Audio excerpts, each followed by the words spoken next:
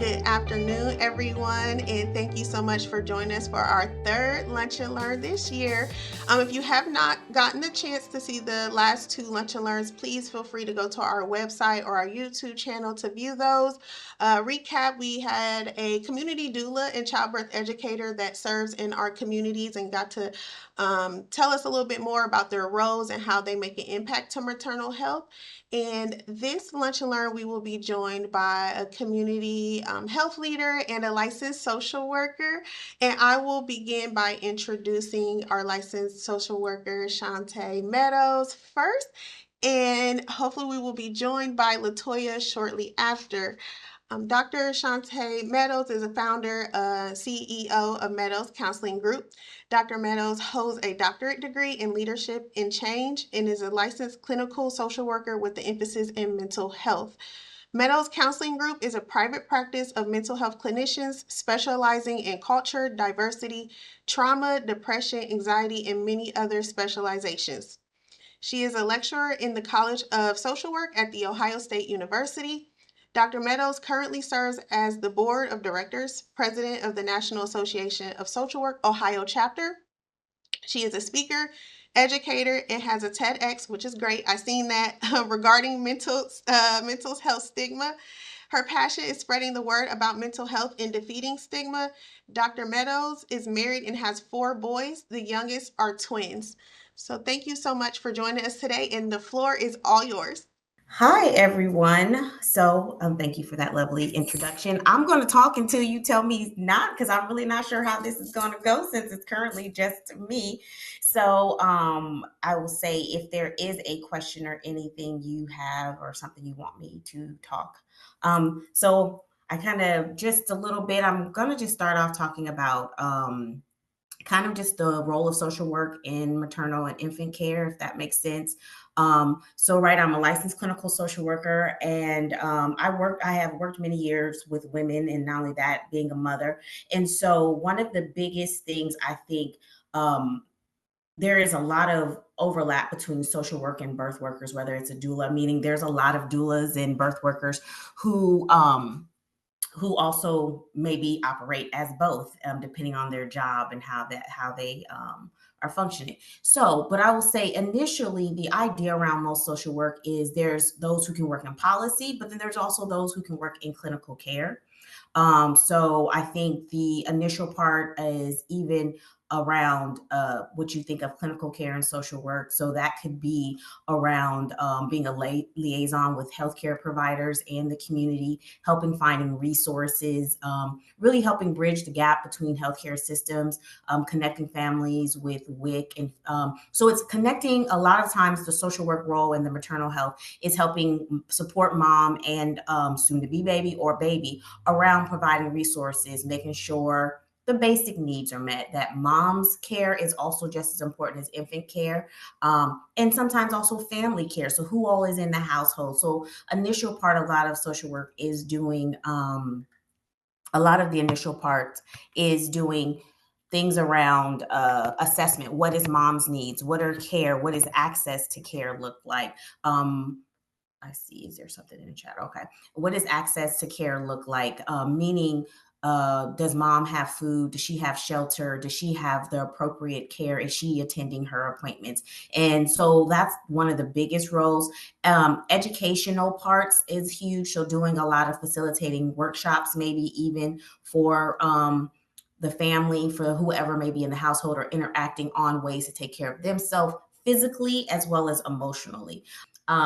Advocacy is also a huge part you could be doing as a social worker. So there's the first part of working, if you're working direct services. In the clinical part, you're doing assessment constantly of mom, her resources, her ability, what does she or the family need. And I say that because oftentimes I think people think when you're talking infant care and perinatal care, you only focus just on mom, but it really is a systems approach, meaning you really also need to pay attention to what who's all in the household. So if it's multi generations in the household, because those stress factors can affect mom, you want to assess who else is in the household and how to make sure they are getting access to what they need to best support mom and baby.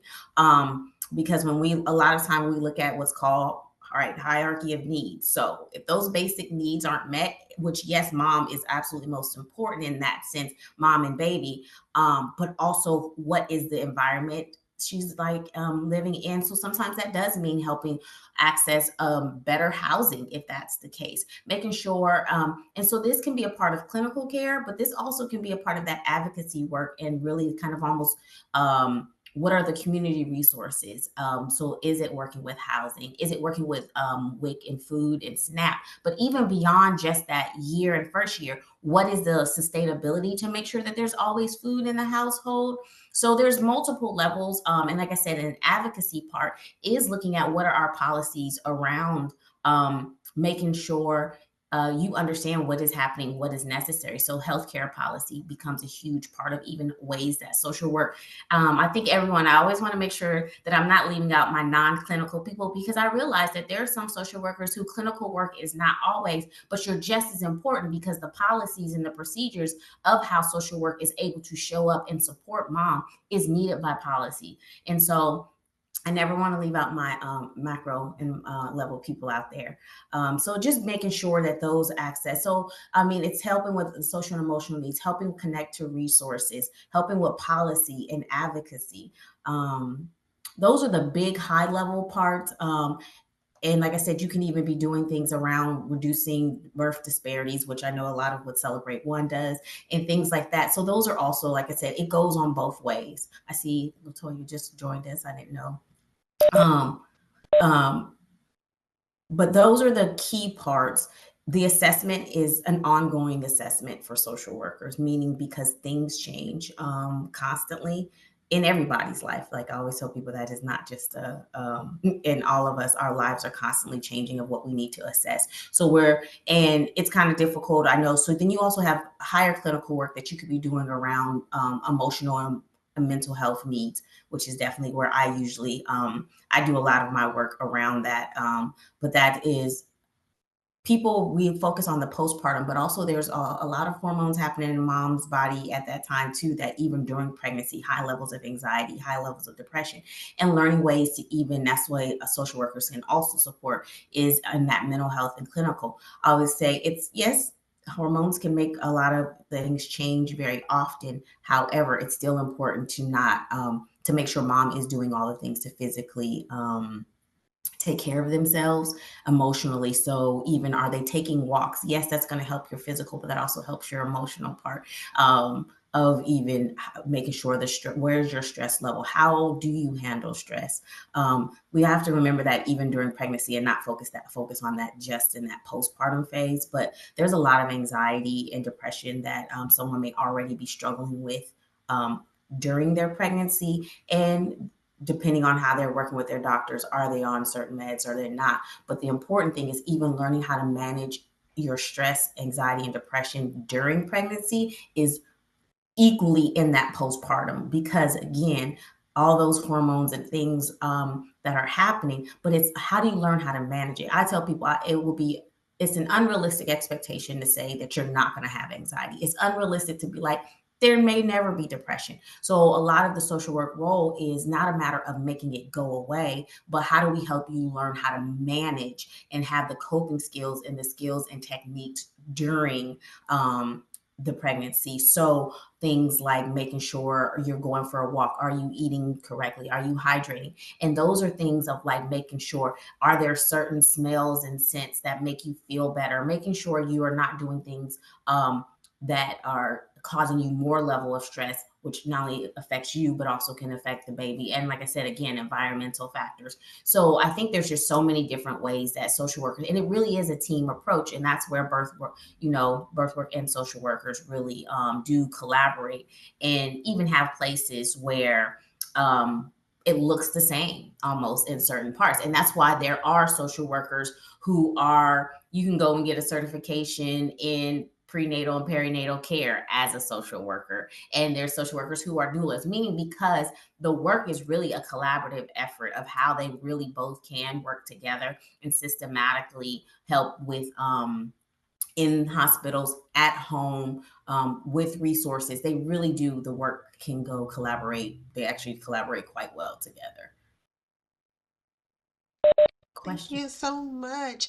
So again, guys, we're not coming off of mute, are unable to come off of mute because we are in a webinar format now.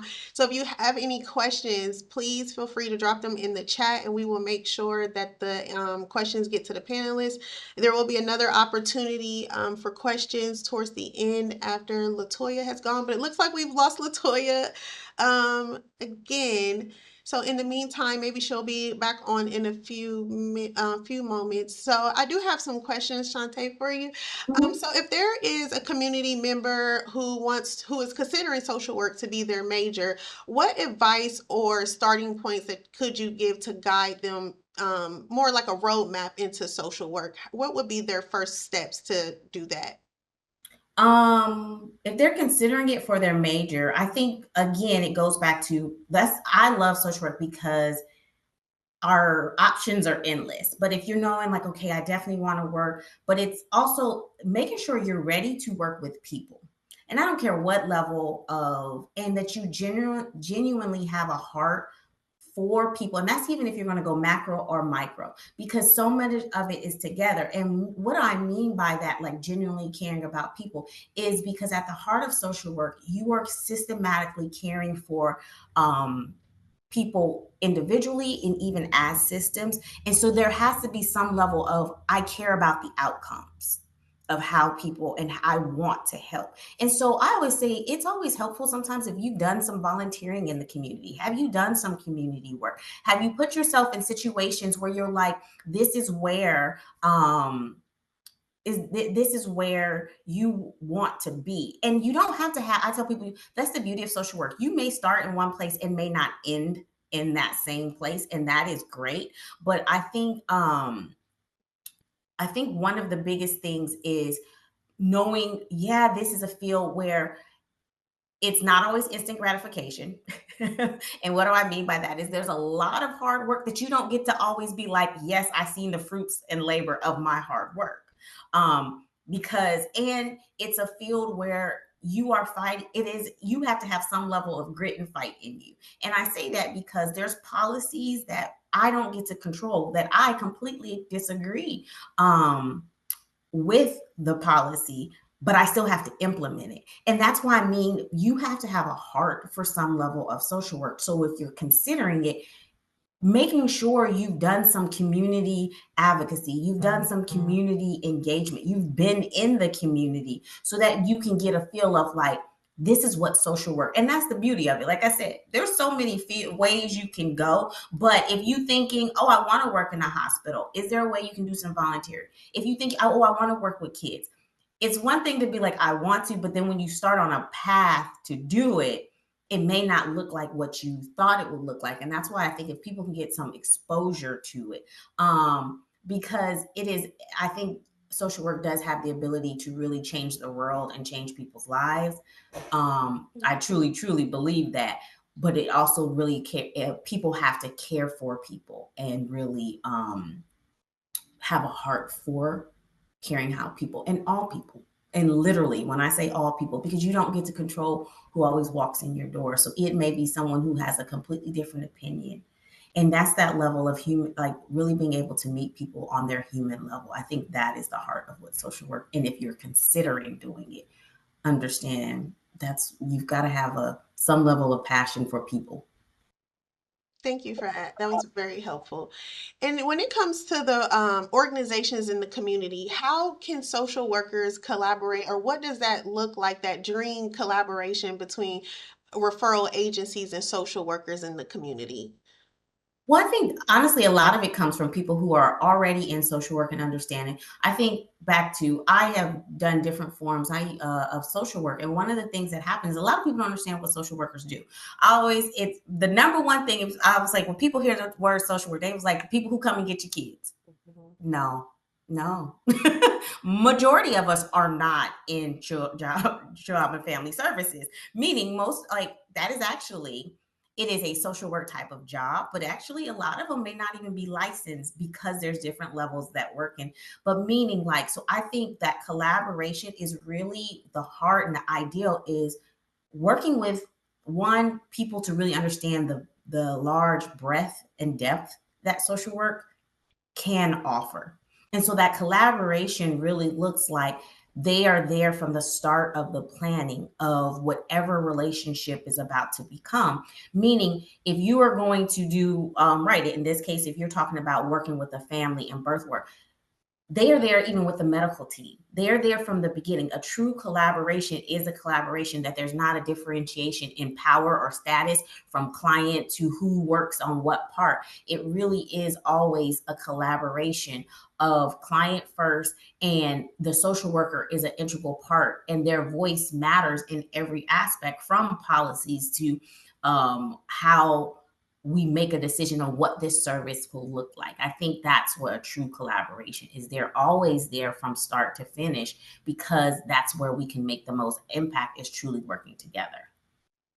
Thank you. That was helpful. Mhm. And you walked right into my next question about misconceptions of social work. And is there any other ones that you could think of besides, community not knowing what social workers do or what the work is about? Are there any other that stand out to you that you would like to share? Oh, there's so many, but I think the number one hands down is no one knows what we do, and you say social work, and they'd be like, oh, the people. I think there's also a misconception that it is only something you can do in the nonprofit space or only in the community space. Meaning, there's a lot of people who are now doing corporate social responsibility, and those jobs are held by social workers. There's a lot of people who are going into politics who can become lobbyists. And so I think the misconception often is that, like, oh, you can own, and there's a misconception always also that you're going to always be poor and struggling. I'm not going to say you're going to be rich. I'm never going to say you're going to be rich. But meaning social workers can have multiple streams of income just the way everybody else can. And our skills are transferable also into corporate spaces, organizational and leadership spaces. And I think that's often a misconception, is that, like, where the type of, once again, the type of work we can do. But you can have a skill set that could have you in several different, in leadership roles, management roles, CEO, COO, and corporate. Like, don't forget, there's a lot of advocacy, community engagement, workplace wellness. There's so many ways that social workers can. So I think that's the other big misconception, is where and how we can show up. Thank you. And my last question at the moment, why do you think it's so important for social workers to come from the communities that we serve? Um, I think I think it's important, not always necessary, but important. It's important to be able to, going back to what I started, you got to have a heart for people. But there is something to say when you have um, experienced the help from a social worker, or understand how a social worker has impacted your life, hopefully for the positive, that makes you be a little bit of a better social worker. When you, and I will say, it doesn't always, it helps, but it's not necessary, because I can think back to my very first social work cases was actually in community mental health, um, unlike psychiatry, which I had no idea I was going into mental health when I decided to go into this field. But the impact I saw that social work could do to truly almost save lives, that made me feel good, and that drew me in. Like, it was like even something around helping families connect to resources that they didn't even know they could qualify for, and how that single mom or that dad who has been, didn't even know, hey, I can qualify for this service that can lift so much burden off of me. And so I think it's important to know, I think it's important to know what people can have. And that goes back to, like I said, you have to have a heart for this. If you've come for it from the communities that we serve, representation matters. Representation always matters. People want to see, hey, someone who has struggled. It's important for people to hear the struggle. So when they do see people in these higher up roles, that, hey, I can make it too. And it also, it helps them see that social worker is an option. I think it can get behind people like, I'm gonna go into business, I'm gonna go into account, I'm gonna do all these things. Social worker is a viable option too. But unless you had contact with a social worker in these different aspects, you don't think about social work. I would agree. That was good. Thank you so much. Mhm. Hi, Latoya. Welcome. Okay, you guys, Hi. we have Latoya Matthews, who is our seasoned community health leader. Give me an opportunity to share a little bit more about Latoya. Give me one Yes, second, can you y'all. hear I me? want to go back and share my screen because I have a cute picture while I'm sharing. Hold on.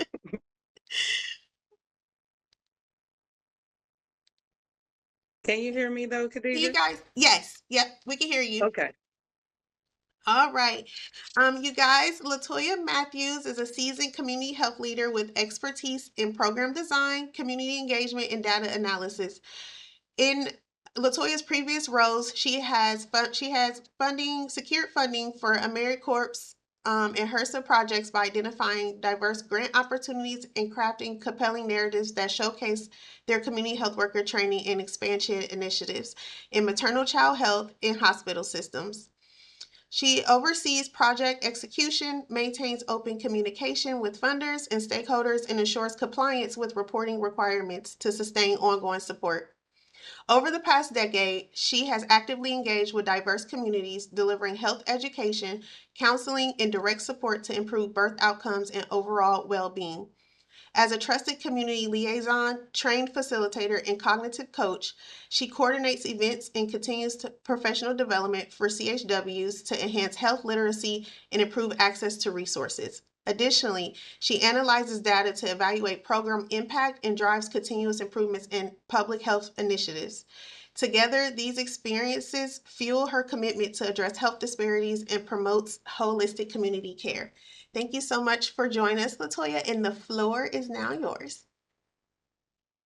Hello. I'm so sorry. I was having some issues with trying to join. I was trying to join with my computer so that I can share my PowerPoint, but I'll just send it off to you all.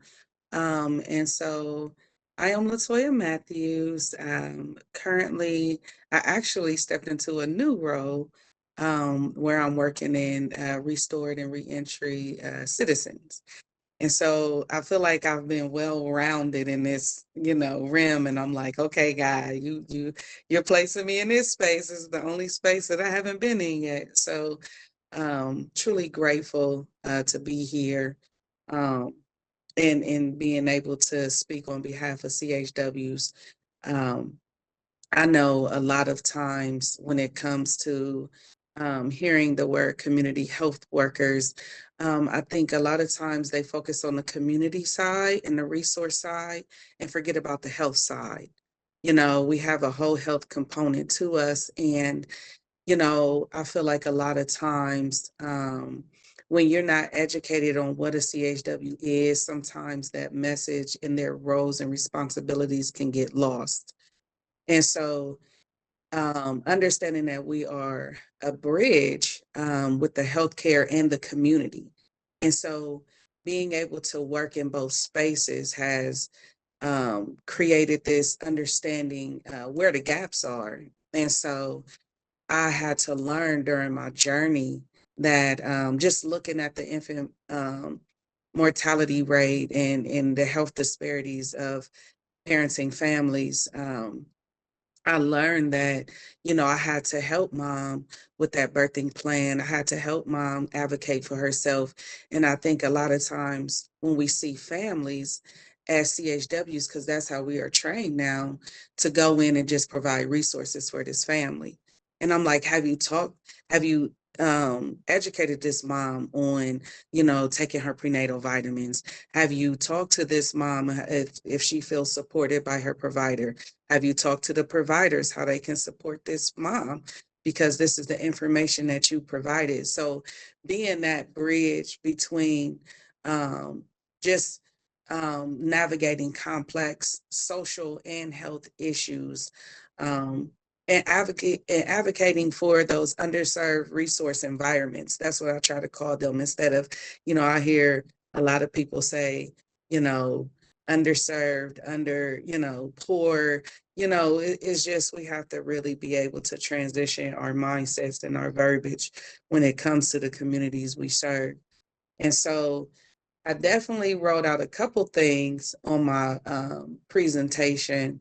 I know, I think one thing in the maternal child health, one thing I realized too is fatherhood initiatives aren't promoted enough.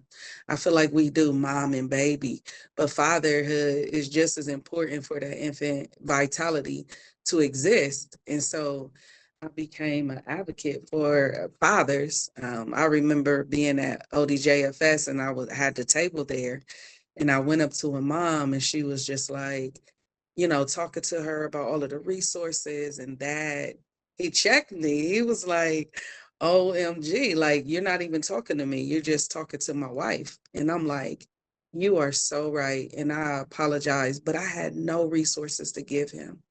And so that's what really opened my eyes to really advocate and see the importance of fatherhood.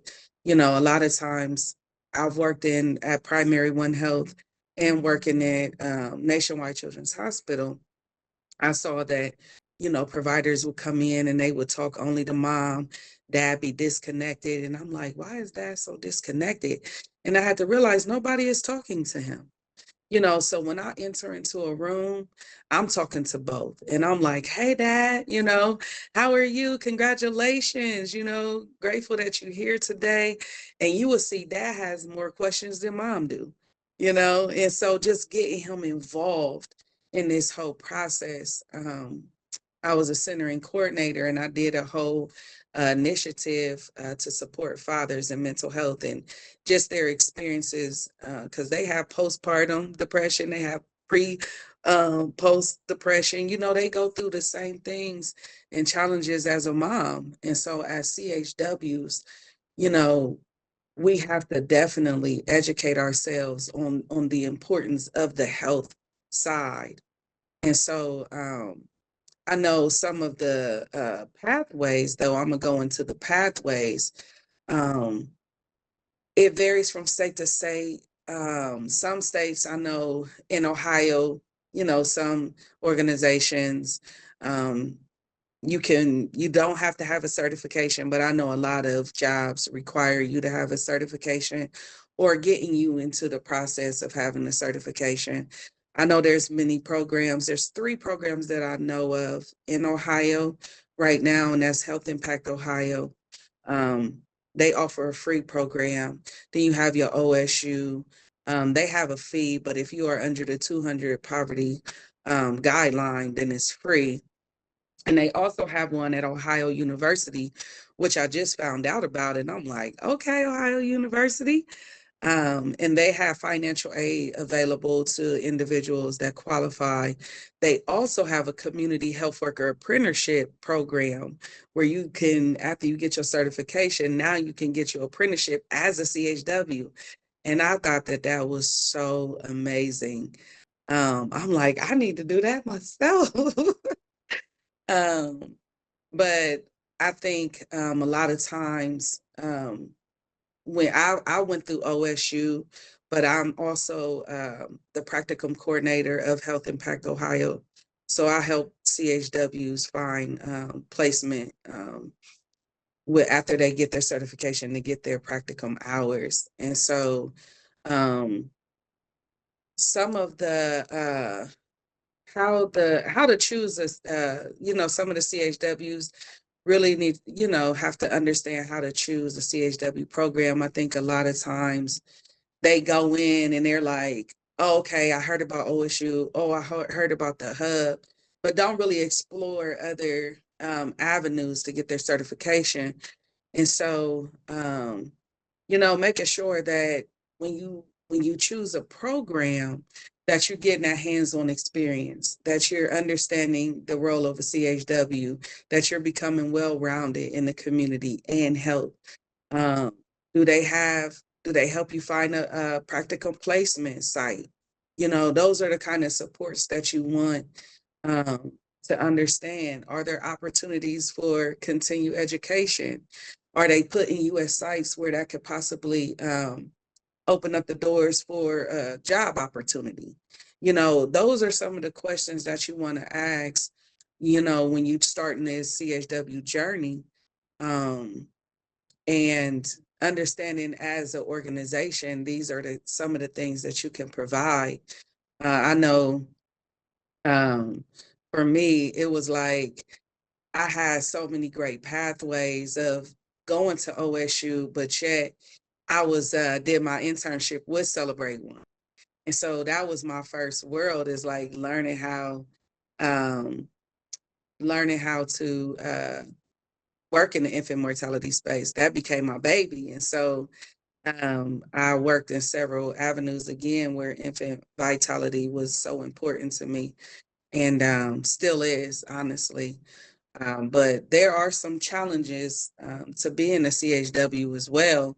It's a lot of emotional demands and burnout, because sometimes when you only focus on in reach and you're not focusing on outreach, that role can become redundant. And being in a clinic or an organization 24 hours, 99% of the time, it kind of gets taxing and draining, and you're not really given the opportunity to be able to have the CHW be well-rounded in the community. Sometimes it can be limited funding, job security, low pay. Me and Tanika, Dr. Price, have been really advocating for that, and CHWs being able to earn a livable wage. Sometimes that's not possible with the funding. Um, you know, I think a lot of times, this is a big one. The misunderstanding between healthcare professionals and community organizations and the critical role of a CHW. A lot of times when you go into spaces, especially in healthcare, they don't understand the role. And they're like, okay, what do we do with this CHW?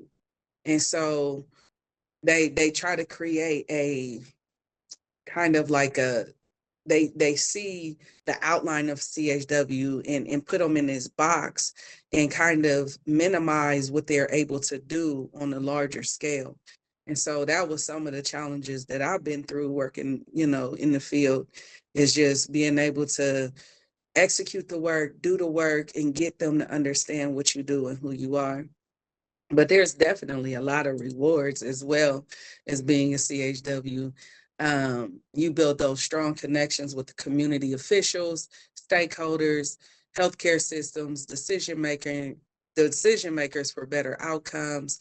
I know one thing that I learned in this journey, the first thing I learned is your network is your net worth. Being able to be in these community meetings, stakeholder meetings, decision-making meetings, empowering the community to be in these community meetings, go to the area commission meetings, go into steering committees. I remember joining the Celebrate One steering committee and being able to be a part of making the decisions with the strategic planning.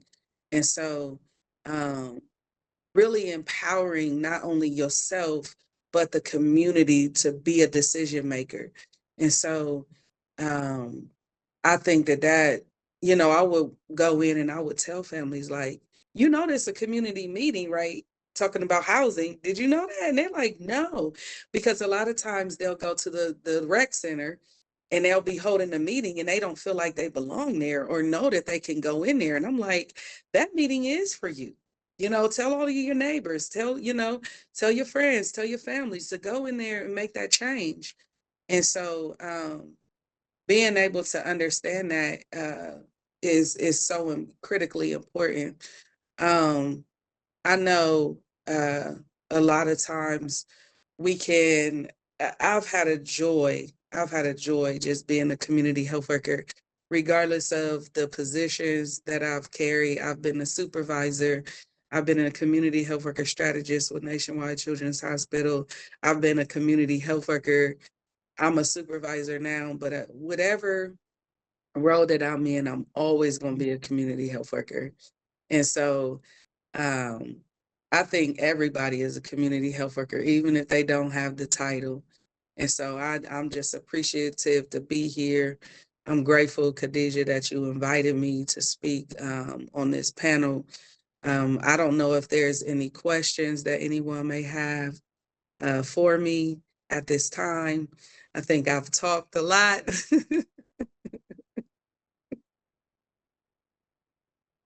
I can't hear you. You muted. Come off mute, right? But yes, Robin had put her email in the chat and also asked if you could send any resources for dads over. So there is that. There aren't any additional questions at this time, but please feel free, anyone to add any questions to the panelists you may have. But Latoya, I do have a couple questions. One, you had mentioned about healthcare providers putting community health workers in a box far as their role. And I wanted to know if you could share any benefits that there are to healthcare providers and hospitals for having CHWs inside of the hospital. So we know we can find our social workers there. If they come in, they talk to you in a room, identify social terms of health, and they're like, we have a social worker here. Do you mind them to come in and speak if they come to speak to you?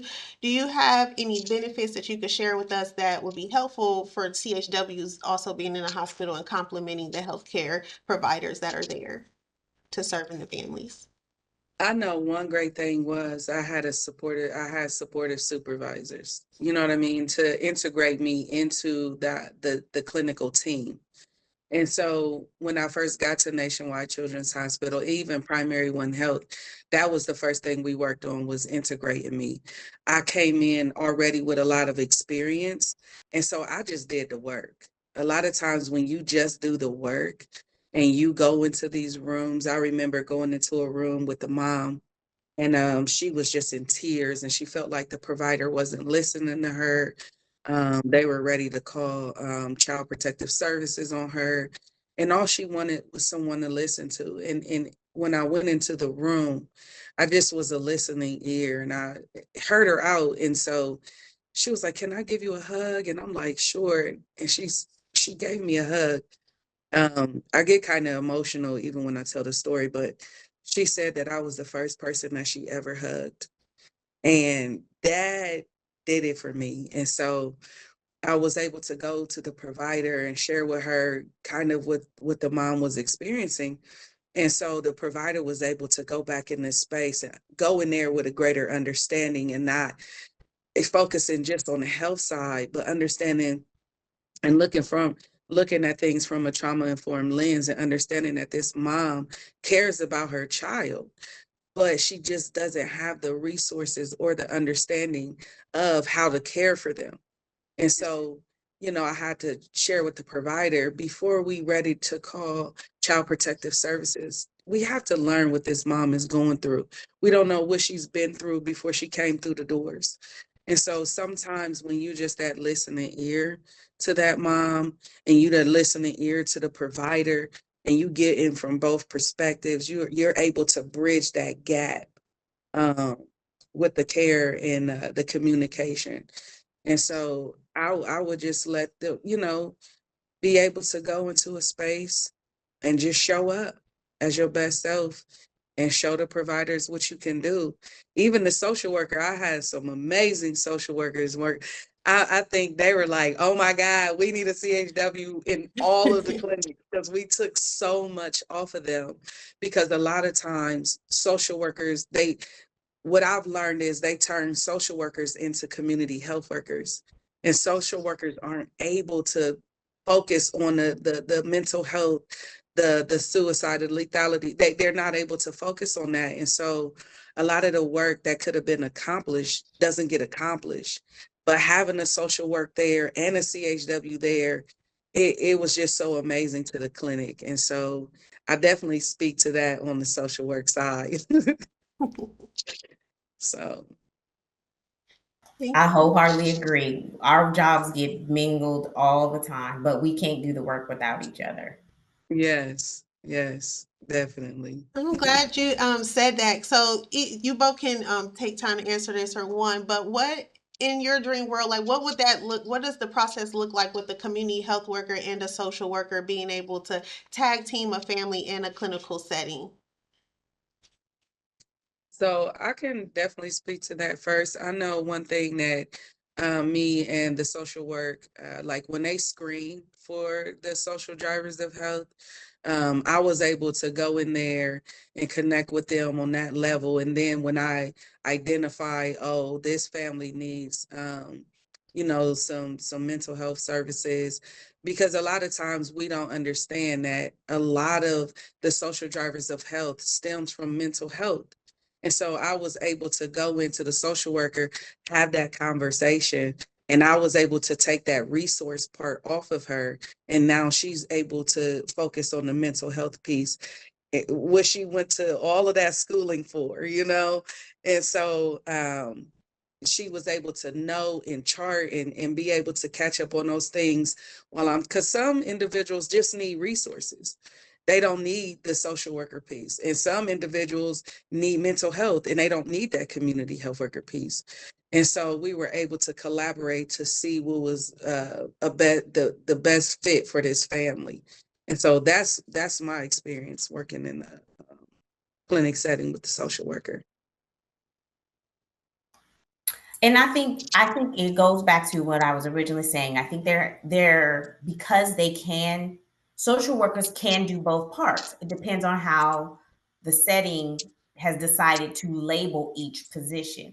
And so Yeah. going back to when I had said in the beginning, it's kind of if we're there in the decision making, it's helpful to delineate and differentiate. Okay, this is where, so right, community health, are they doing the resourcing part? Is the social worker going to then not do the resourcing, and are they doing the emotional health, biopsychosocial, or providing the clinical? But because they can, I think depending on the environment, it is so important for the environment to kind of help differentiate which parts, because they very much can overlay, and leaning on the strength of the worker, meaning there are some social workers who were not, they are trained in more of a case management style, and based on their case management, mental health is not their specialty. Yeah. So I would not want that social worker to operate without out of their scope of practice if mental health isn't there.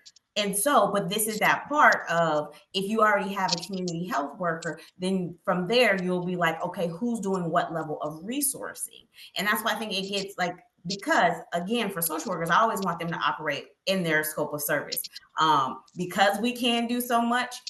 And depending on how you trained in your experience, you can be resourcing, you can be clinical, but I think it's important for the whoever the system and the environment that they work in really to set up who's doing what parts.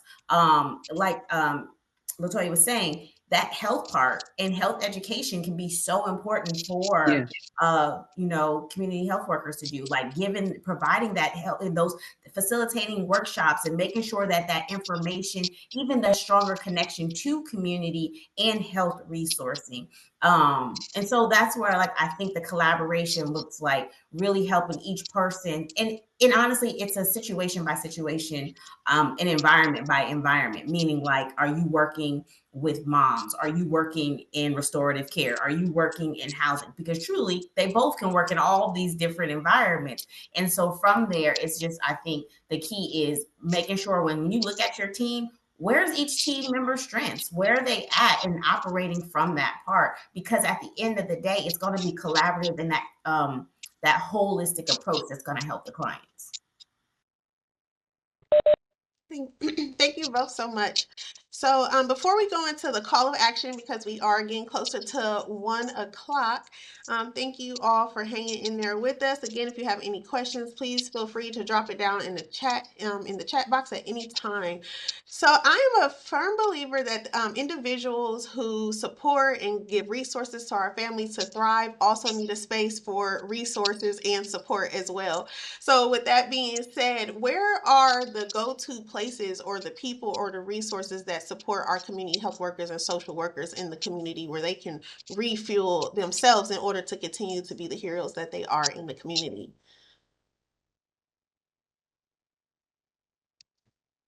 I think for me, one thing that I tried to sit at tables, because I think sometimes as community health workers, even they don't believe that they deserve to sit at tables. You know, I've always went to, like I'm a part of the African American Wellness agency, their steering committee. And so I meet so many people in those spaces and so many resources.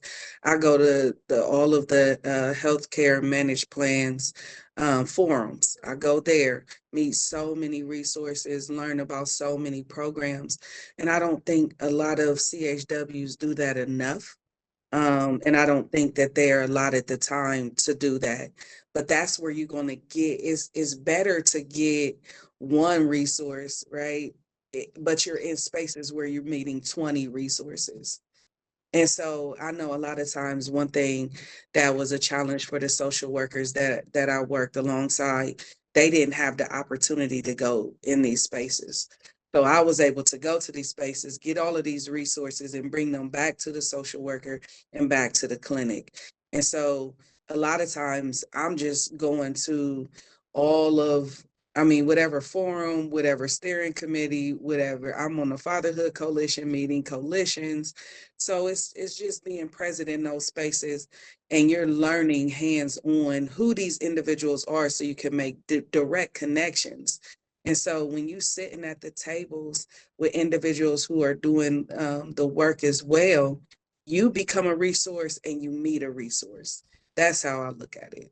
And so um, that's really where I gain all of my knowledge and resources. Thank you. I think for every human being who is in any form of service and help, they need to establish their community outside of their job. Because Yeah. I think as social workers and community health workers, we can enmesh ourselves so much into our work that we are working all the time and it's always there. And so, we talk a lot about, we talk to our clients and people about boundaries. We got to put some professional boundaries, because what starts to happen is that's how we burn out from this field. Is we care so much, which is great, and I love that, because I need you to care, but I need you to not pour everything out to where you got nothing else to fill back in. And that is, I think, the biggest thing that I see everybody, health and human service, so for my nurses and to our community health, is everybody is pouring from empty cups. They got nothing else. And so my key is you need to have your own set of community, some like-minded people, because like-minded people will also challenge you on, hey, aren't you supposed to close your laptop? Hey, can we have some time that we're not going to talk about work right now? Meaning, like, allowing there has to be that clear cut off.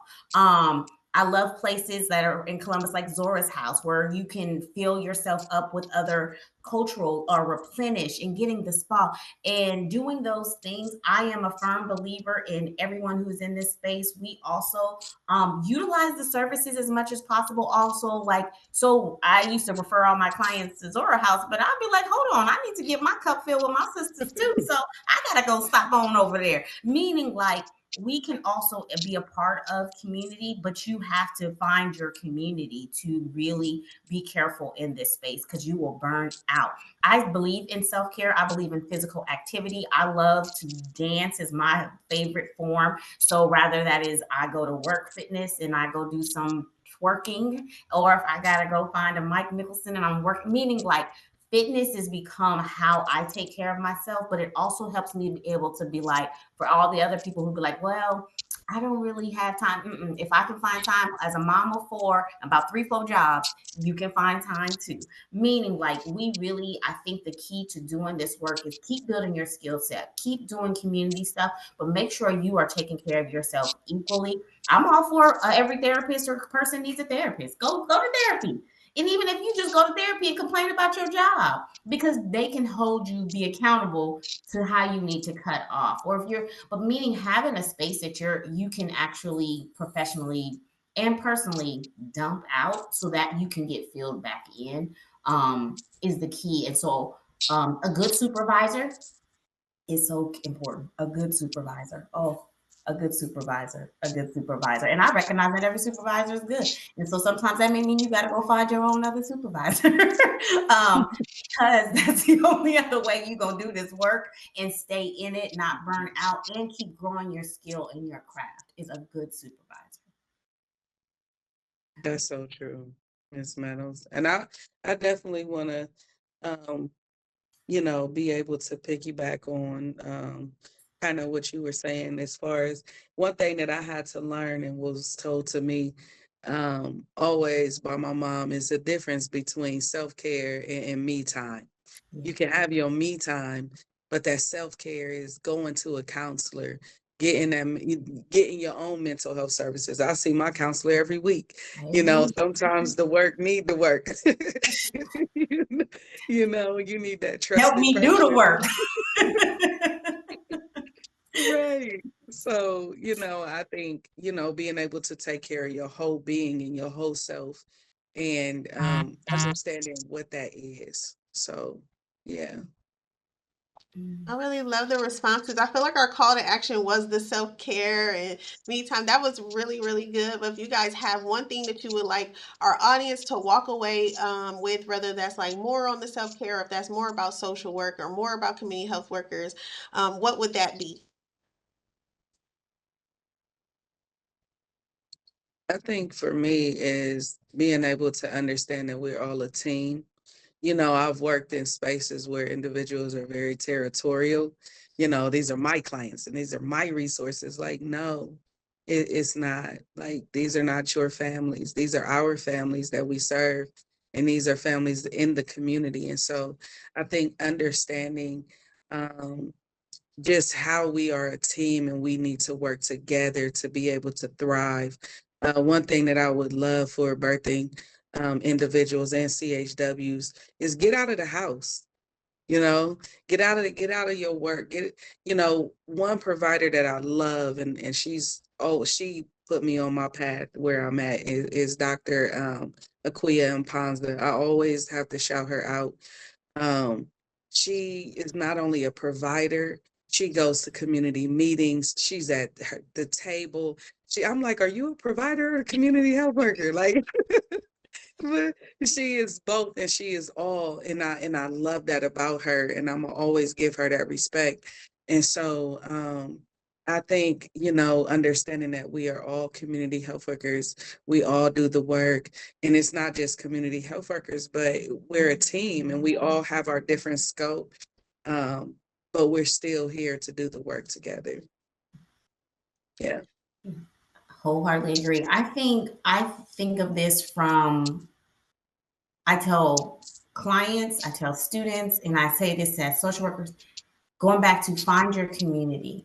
I think in this day and age that we are in, this world, this political climate that we're in, having some people on your side that's also give yourself grace, give others grace, and that same thing that a lot of us are telling our clients of build community, get out the house, do the self-care. Remember that applies. You are a whole person as a provider too, and all those things. So mine is it's a both and. Everything I'm going to tell you professionally, I'm also want to make sure all of our people, healthcare providers, social workers, we're doing it too. Have your community, do your self-care, and everyone right now needs to lead with a lot of grace and understanding on all sides because it's rough out here. And that part, it's everybody needs to remember we got to do this together and work together. We're in this together, and how that's how we have to move forward is really from self-compassion for others, grace, self-care, and we got to be community. We got to be in community. And being trauma informed. I That think part that too. was one thing that I teach all of the CHWs when I was a supervisor is that was the first training that they got is trauma training, because you're not going to understand the community you serve if you are not trained in trauma and understand how trauma affects the brain. And so um, I definitely leave that with anybody. If you have CHWs, get them trauma trained.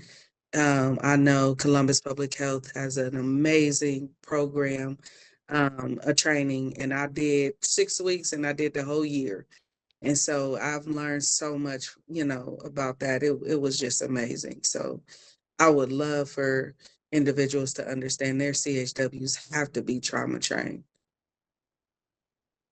Thank you. Thank you both for joining us today. And if you guys could drop your emails in the chat box in case anyone wants to reach out to you guys directly, they are able to do so.